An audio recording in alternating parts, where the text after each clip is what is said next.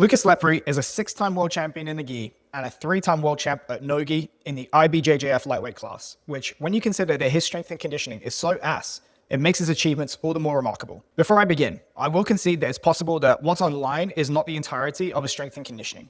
However, he mentions in the video in question that at the time of recording, he's been with his strength coach for 8 years.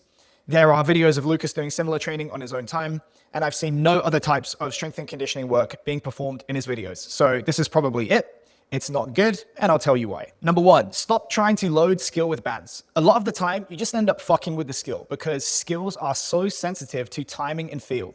When you start to mess with that information, you can often end up actually worsening performance, not enhancing it. Even if it didn't mess with skill, the whole point that strength coaches exist is that loading skills is a crappy way to increase force production and add intensity to sporting skill. That's why we tend to use general exercises which can be more easily loaded, delivering a stronger stimulus to the nervous system. I've personally measured the tension produced by the kinds of bands that he's using in this video, and I can tell you firsthand that the thickest band that he's using is only generating about 100 pounds of tension when it's fully stretched. There's barely any resistance for most of the range of motion, and even at the peak, this is less resistance than he's probably going to get from a fully resisting opponent in pretty much every BJJ scenario. So where's the overload?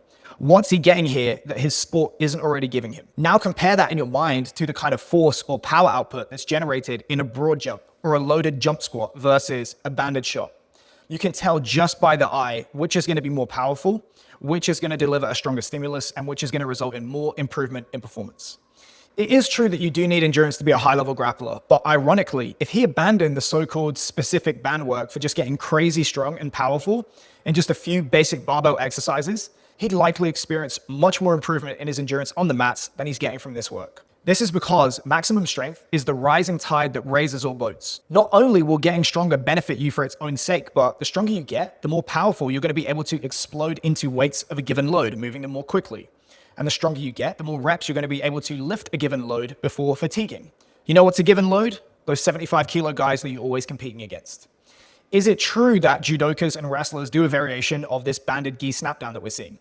Yes, they do, but for them, it's just a tiny piece of their conditioning, not the program itself.